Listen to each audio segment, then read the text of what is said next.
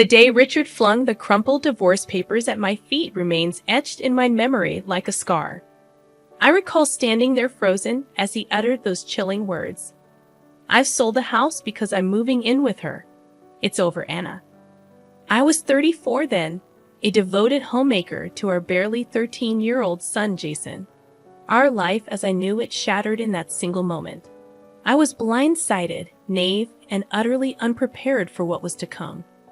Richard and I crossed paths when I was merely 19, while he was 26, a charming man working at a pharmaceutical company's main office. I, a fresh high school graduate, worked as a receptionist at one of its subsidiaries. His attention flattered me. Young, inexperienced, he seemed like a dream come true. Our whirlwind romance led to an unplanned pregnancy, and before I knew it, we were married in a modest ceremony. Life then appeared simple, or so I thought. I devoted myself to our home and to Jason. Richard was often busy, his presence in the house dwindling over the years. I didn't question it. I was too caught up in the day-to-day of raising our son and managing our home. The day he departed, everything crumbled. I was forced to confront the reality lurking beneath the surface of our seemingly happy life. Richard's infidelity, his growing distance. The signs were all there, but I had chosen to ignore them. With nowhere else to turn, Jason and I moved back to my family home. My sister Laura and her husband were far from welcoming. Their cold stares and hushed conversations made it clear that we were burdens, intruders in their settled life. I felt lost, a high school graduate with no significant work experience, suddenly tasked with finding a job to support myself and my son. The job market was intimidating, each rejection a blow to my already fragile state. But I had Jason to think about, a young boy thrust into a world of adult problems. It was during this desperate time that I found employment at a call center. It was far from ideal, but it was a start, a glimmer of hope in the darkness that had enveloped my life. The job was challenging, with long hours, irate customers, and a constant buzz of activity. But it gave me a sense of purpose, something I had lost in the chaos of my personal life. As I navigated the complexities of the corporate world, I realized how sheltered I had been, particularly regarding legal matters like divorce and alimony, leaving me vulnerable to Richard's whims. This realization ignited a fire within me. I vowed never to let myself be so helpless again. I immersed myself in learning, understanding the world beyond the confines of home and family. As Jason grew, I saw the impact of our situation on him. He was quiet, more reserved than his peers, his eyes holding a depth too mature for his age. But he was resilient, adapting to our new life with a strength that I admired. Our journey had just begun, a path filled with struggles and revelations. But in those struggles, I found a strength I never knew I had, and in those revelations, a determination to fight back, to claim what was rightfully ours. Life at my sister Laura's house was a daily reminder of how far we have fallen. Her husband, Mark, barely concealed his disdain, often remarking, "Anna, you need to find your own place soon. We can't support you forever." The pressure was relentless. I scoured job listings daily, each rejection deepening my sense of despair. But it was Jason's quiet resilience that kept me going. Despite the turmoil, he focused on his studies, his determination unwavering. One day, I stumbled upon a job opening at a customer service center. It wasn't glamorous, but it was a chance. The interview was nerve-wracking. I sat there, feeling out of place in my outdated suit, my resume embarrassingly thin. "Why do you want this job?" the interviewer asked. I wanted to say I had no choice, but instead, I mustered a smile and said, "I'm looking for an opportunity to learn and grow." To my surprise, they offered me the job. It was a contract position, but it was a start. I remember the mixed emotions I felt. Relief telling Laura and Mark, but also a stinging sense of inadequacy as Mark said, "Finally, you can start contributing." The job was challenging, the fast-paced environment, the endless calls. It was overwhelming. But I persevered, driven by the need to provide for Jason and to prove to myself that I could stand on my own. As I settled into the routine, I couldn't help but reflect on my marriage with Richard. How had I been so blind? The late nights, the unexplained absences, the whispered phone calls, I had brushed them off, believing in the illusion of a happy family. But the truth was, Richard had been living a double life, and I was just a convenient facade. This realization was a bitter pill to swallow. It fueled a growing anger within me towards Richard for his betrayal and towards myself for my naivety. But it was a conversation with a coworker that truly opened my eyes. She was a single mother like me, but much more informed. As we talked about our experiences, she said something that struck a chord. "Anna, did you get any alimony or child support? You know you're entitled to it, right?" I was stunned. The thought had never crossed my mind. Richard had left us with nothing, and I had just accepted it. I realized then how much I didn't know, how unprepared I was for the real world. Determined to make things right, I began to educate myself.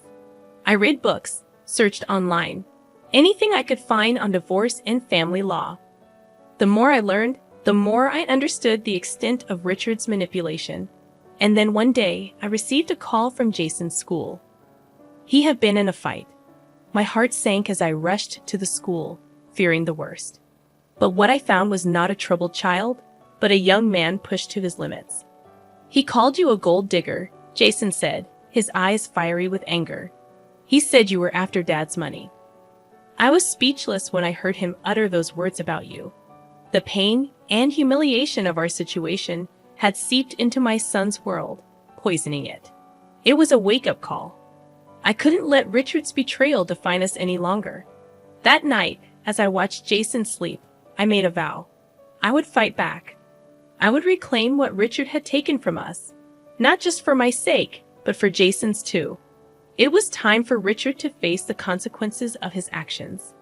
The small apartment we eventually moved into was a far cry from the home we once shared with Richard. But it was ours. The walls were bare, the furniture minimal, but it represented a fresh start. Jason adapted quickly, his resilience continually surprising me. He threw himself into his studies with a fervor that was both impressive and concerning. "I want to do well, Mom, for us," he would say, his determination shining through his words. I had been working at the call center for a year now. The job was still demanding, but I had grown more confident, more adept at handling the challenges. The sense of achievement was small, but it was there, a constant reminder that I was more than Richard's discarded wife. One evening, as Jason and I were having dinner, he looked up from his plate and said, "Mom, do you ever think about Dad?" The question caught me off guard. Richard was a subject we rarely touched upon. "Sometimes," I admitted, "but not in the way you might think. I think about what he did to us, how he left us with nothing." Jason's eyes darkened. "I hate him for what he did. He thinks he can just walk away without any consequences." His words struck a chord in me. The anger, the sense of injustice that had been simmering within me found resonance in Jason's words. "You're right," I said, my voice steady. "He shouldn't get away with it." Over the next few weeks, I began to research more about divorce and family law. I learned about alimony, child support, and the legal avenues available for redress. The more I learned, the more empowered I felt. Then, a breakthrough came. I discovered that in cases of infidelity, the betrayed spouse could file for alimony, even years after the divorce, under certain conditions. This information was a revelation. Richard had cheated, and I had proof. The late-night calls, the secret behavior, it all added up. Emboldened by this discovery, I approached a lawyer. She was sympathetic, her eyes reflecting an understanding that went beyond professional courtesy. "You have a case," she said, "but it won't be easy. Are you ready for this?" I nodded, my resolve firm. "I'm ready. For myself and for Jason." The lawyer laid out a plan. We would file for alimony, citing Richard's infidelity and his failure to provide financial support after the divorce. The process would be long and possibly contentious, but I was prepared. I had to be strong. Jason was supportive, his quiet strength a constant source of comfort. "We'll get through this, Mom," he assured me. "We're in this together." The day we filed the lawsuit, I felt a mix of emotions: fear, anxiety, but above all, a sense of righteousness. Richard had wronged us, and it was time for him to answer for his actions. As the legal proceedings began, I braced myself for the backlash. Richard was not going to take this lying down. But I was no longer the naive young woman he had left behind. I was stronger, wiser, and I was ready to fight. The legal battle against Richard was like opening a Pandora's box. The lawyer's investigation unearthed more than just infidelity. It revealed a web of lies and deceit that Richard had woven over the years. As we sat in the lawyer's office one afternoon, she presented us with a file. "This is more than I expected," she said, her tone serious. "Richard wasn't just unfaithful. He was living a double life." The documents in the file painted a damning picture: bank statements, credit card bills, and photos. Evidence of Richard's secret life filled with luxury and indulgence. All while neglecting his family. "Look at this," the lawyer pointed to a photograph. It was Richard, looking carefree and happy with a woman who was not me, his arm wrapped around her. My heart clenched at the sight, but I steeled myself.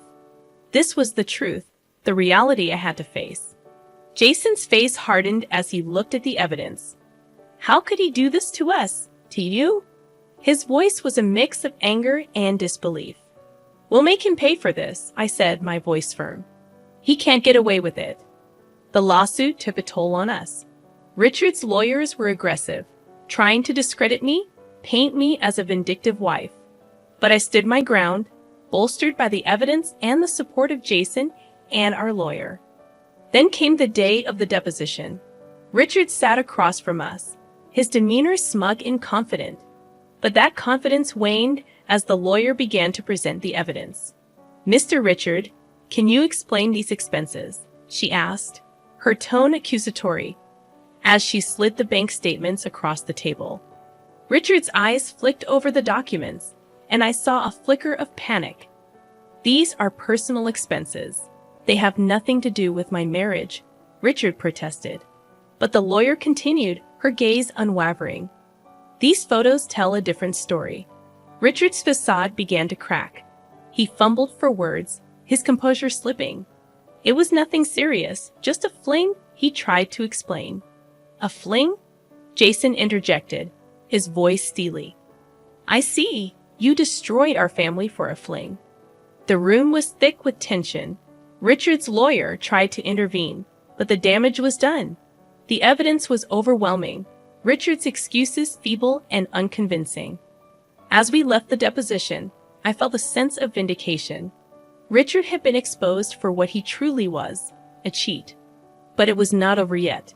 The lawsuit would continue, and I knew Richard would fight back. But I was ready.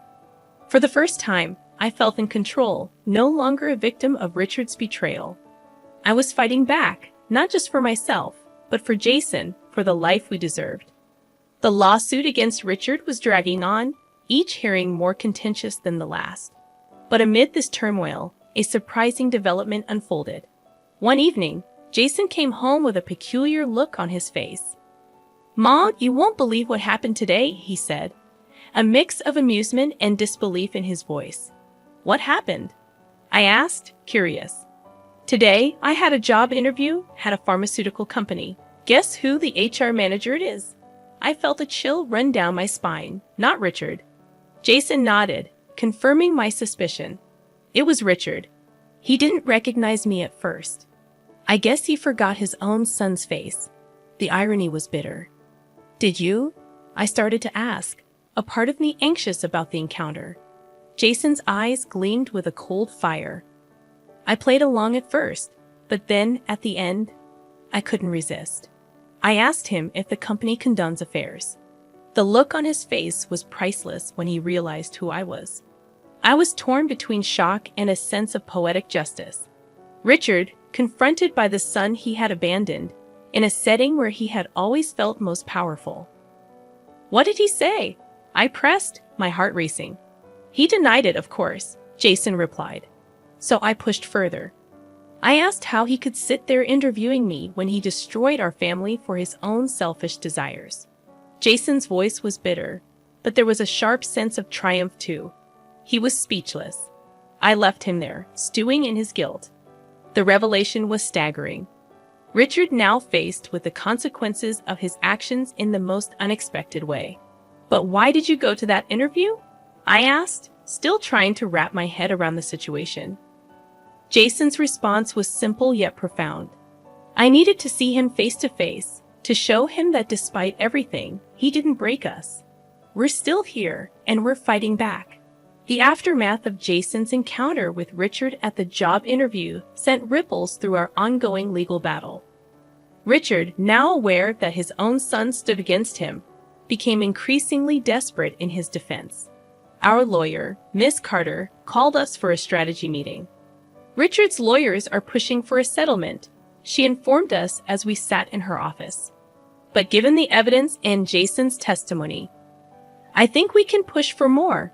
What do you want to do?" I looked at Jason, seeking his opinion. His jaw was set, his determination clear. "We go all the way," he said firmly. "He needs to be held accountable, not just financially but morally too." Miss Carter nodded, her expression resolute. "Good. Then let's prepare for the next hearing. It's going to be a tough one, but we have the truth on our side." The hearing was indeed challenging. Richard's lawyer tried to paint a picture of a remorseful man who simply made a mistake, but Miss Carter was relentless, presenting evidence of Richard's deceit and his neglect of his family responsibilities. Richard himself took the stand, his demeanor a mix of defiance and feigned contrition. "I regret the pain I caused my family," he said, his voice lacking genuine remorse. "But I believe the settlement offered is fair and just." His words rang hollow, and I felt a surge of anger. How could he stand there playing the victim after all he had done? It was then that Jason spoke up. "Fair and just?" he challenged, his voice steady but filled with emotion. "Was it fair to abandon your family, to lie and cheat while we struggled to make ends meet?" The courtroom fell silent, the weight of Jason's words hanging in the air. Richard looked at his son, a flicker of something, guilt, perhaps, crossing his face. But it was too late for regrets. After deliberation, the judge ruled in our favor. The settlement was significantly more than what Richard had offered, a tangible acknowledgement of the harm. As we left the courthouse, a sense of vindication filled me. It wasn't just about the money. It was about justice, about holding Richard accountable for his actions. "We did it, Mom," Jason said, a hint of a smile on his lips. We finally made him pay. The legal victory over Richard was more than just a win in court. It was a reclaiming of our dignity and a step towards healing. But the story didn't end there. The consequences of Richard's actions started to unravel his life, both professionally and personally. One evening, a few weeks after the trial, I received a call from an old acquaintance who worked at the same pharmaceutical company as Richard. "Anna, have you heard about Richard?" she asked, her voice tinged with a mix of shock and gossip. "No, what happened?" I inquired, a sense of curiosity mixed with apprehension. "He's been demoted," she revealed. "After your lawsuit, the company did their own investigation. Turns out he was using company resources for his personal affairs. They transferred him to a remote factory, practically a career death sentence." I sat in stunned silence. Richard, once the rising star of his company, now faced the repercussions of his actions in the most fitting way. His career, the one thing he had valued over us, was crumbling. Jason listened quietly as I shared the news. "He's getting what he deserves," he said simply. But his eyes reflected a deeper sense of satisfaction. But the retribution didn't stop there. Richard's social circle, once a tight-knit group of colleagues and friends, started to distance themselves. His reputation tarnished by the lawsuit and the company investigation, he became a liability. As I reflected on these developments, I realized that this was not just about revenge. It was about justice, about the universe righting a wrong. Richard, who had once seemed untouchable, was now facing the consequences of his actions. "Do you feel sorry for him?" Jason asked one evening, the discussion more reflective than vengeful. I paused, considering the question. "No," I finally said, "but I do feel a sense of closure. It's as if a chapter has finally ended, allowing us to start anew." "Yeah," Jason nodded in agreement. "It's time to move on, to focus on our lives." The chapter closes with Anna and Jason looking towards the future, the weight of the past slowly lifting from their shoulders. They have faced adversity and emerged stronger, ready to embrace the next chapter of their lives. With the legal battle behind them and Richard facing the consequences of his actions, a new sense of freedom enveloped their lives. It was as if they had been released from a dark cloud that had loomed over them for years. Their small apartment, once a symbol of their struggle, began to feel more like home. They redecorated, making it a reflection of their new beginning. The walls, once bare, were now adorned with artwork and shelves filled with books and memories. Jason, now more relaxed and focused, was excelling in his studies. His previous resolve, born out of anger and a desire for justice, had transformed into a genuine passion for learning. "I'm thinking of applying for a research internship this summer," he told me one evening, his eyes alight with excitement. "That's wonderful, Jason," I said, feeling a surge of pride. "You worked so hard for this." Our conversations had shifted from the past to the future, from what we had endured to what we hoped to achieve. We talked about travel, about the places we wanted to see, and the experiences we wanted to have one day. As we sat sipping coffee in our newly decorated living room, I brought up a topic that had been on my mind. "Jason, have you thought about dating? You know, meeting someone special?" I asked. He chuckled a bit, embarrassed. "I've been so focused on school and everything else. But yeah, I think I'm ready to start dating," he said. I smiled, happy to see him considering a normal, happy aspect of life. After everything we had been through, it felt like a victory in itself. As for me, I had grown in my role at the call center, taking on more responsibilities and even mentoring new employees. The job that had once been a necessity had become a source of fulfillment. One evening, as we were having dinner, Jason looked up from his plate and said, "Mom, I've been thinking. We should invite Grandma to come and live with us. She's been alone since Grandpa passed, and I think she'd like it here." The suggestion warmed my heart. "I think that's a great idea, Jason. She's always been there for us. It would be nice to have her close."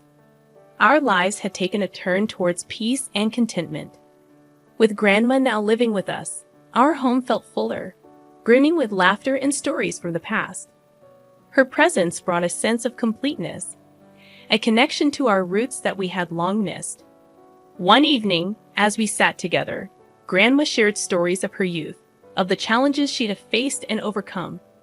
"Life is a tapestry of experiences," she said, her eyes reflecting the wisdom of her years. "Some parts are dark and difficult, while others are bright and joyful. But together, they make a beautiful picture." Her words resonated with me. Our journey had been arduous, marked by pain and struggle, but it had also been a journey of growth and resilience. Jason, now more confident and driven, had become an embodiment of that resilience. His academic pursuits were flourishing, and he had even started dating someone he met at university. Seeing him so happy and fulfilled filled me with an indescribable joy. As for me, I had found a sense of purpose beyond the call center. I started volunteering at a local community center, helping other women who have faced similar challenges. Sharing my story and lending a listening ear brought a sense of fulfillment that I had never known before. One night, as Jason and I sat on our balcony looking up at the stars, a sense of calm enveloped us. "Mom, do you ever think about Dad anymore?" he asked, his voice gentle. I paused, considering the question. "Sometimes," I admitted, but not in anger or resentment. "I think about how far we've come since then, how he was a part of our story, but not the defining part." Jason nodded in understanding. "Yeah, I feel the same. He's just a chapter in our past." We sat in silence for a moment, each lost in our thoughts.